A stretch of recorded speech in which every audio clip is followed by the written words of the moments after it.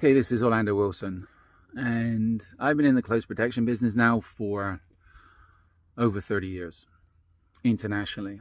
I've worked armed, I've worked unarmed, etc., etc., legally armed. One question always pops up is about weapons in the close protection business. And should you carry them, should you not carry them? Well, depends where you are and depends what's legal. And I say what's legal because I've heard lots of weird and wonderful stories of people carrying weapons illegally and then ended up in a lot of trouble.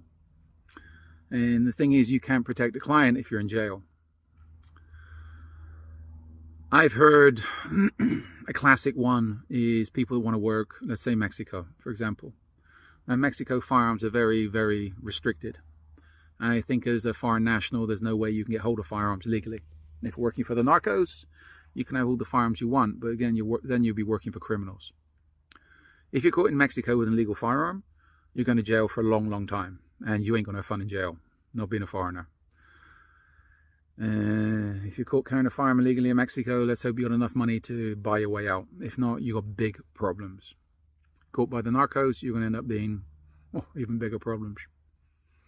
I don't know, Mexican jail or a fairly slow death by the narcos is about the same. So this is where, wherever you're going, part of your threat assessment needs to be what weapons can you carry legally and what are the laws on use of force.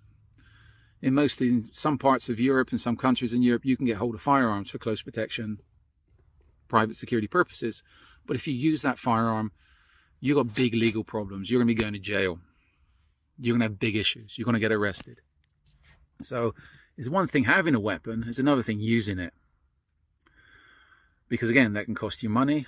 And even if it's lawful self-defense, you're going to get bounced. Okay, people that carry weapons illegally.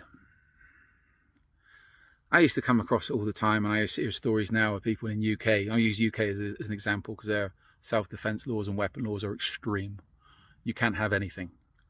I used to come across people in London carrying various things, batons, etc., pepper spray, stun guns. To me, it's childish and it's ridiculous. There's no need to carry those type of non-lethal weapons in UK. To me, they're non-lethal. They're not worth anything. They can get you into more trouble than anything. The issue is carrying an illegal weapon, and I'll use UK again as an example, a non-lethal weapon in UK, is what's going to happen if you use that weapon. If you use that weapon on somebody and that person reports it to the police or the police turn up, you're going to have big problems for using an illegal weapon. You might be able to walk around with it and show it off and pretend you're a badass because you got some pepper spray on you.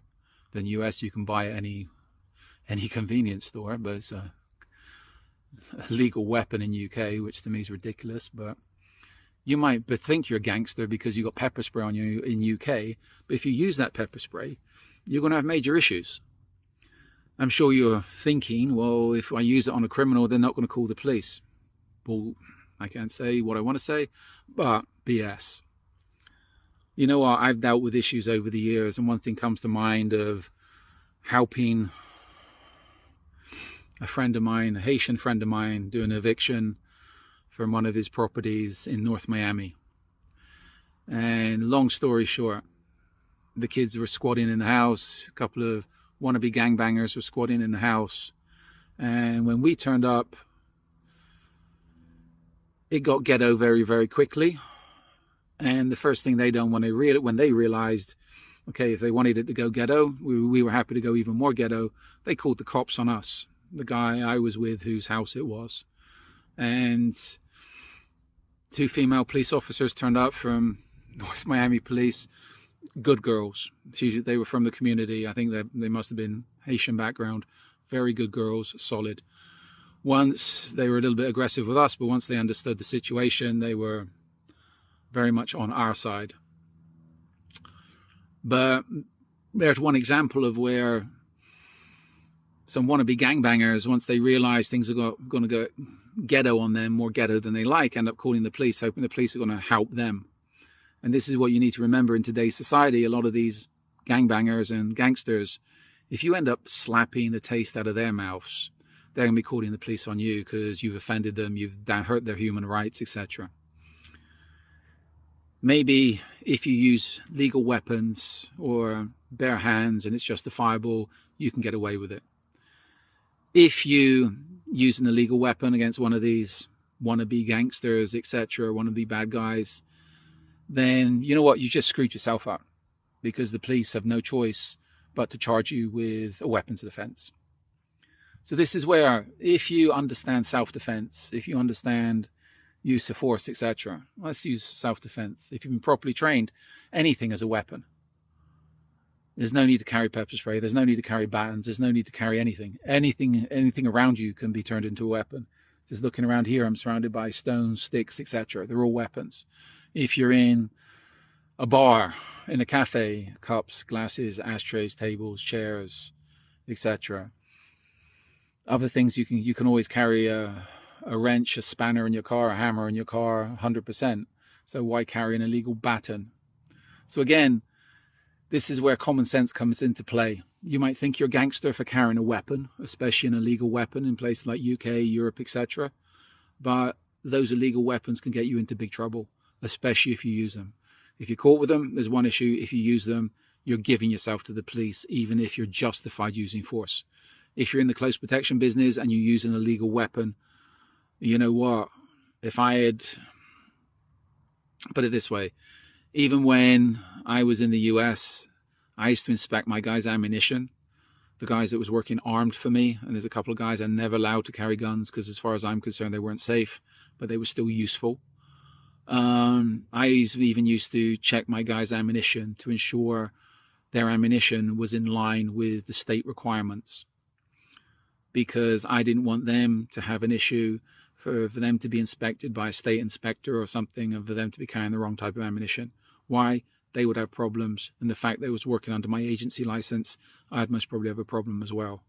So if you got people working for you, ensure they're not carrying anything stupid, anything illegal.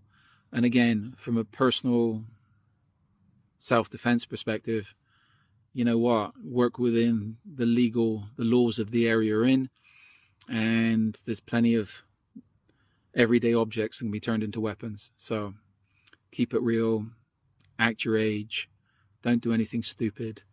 And if you want to be a gangster, go be a gangster. But as they say, everybody wants to be a gangster until it comes to doing gangster stuff, right? Okay, I've got 3 books on social media specifically to do with close protection. They can answer a lot of your questions. There's other books on social media, reference other parts of the security world, firearms, counterterrorism, etc. If you're connected with me on social media, you have any relevant questions, please reach out. And also, we're throwing up a lot more videos to answer people's everyday questions. Check us out on social media, YouTube, TikTok, Instagram, etc., etc. Thanks for your time. Be good, stay out of trouble, and don't go doing anything too stupid.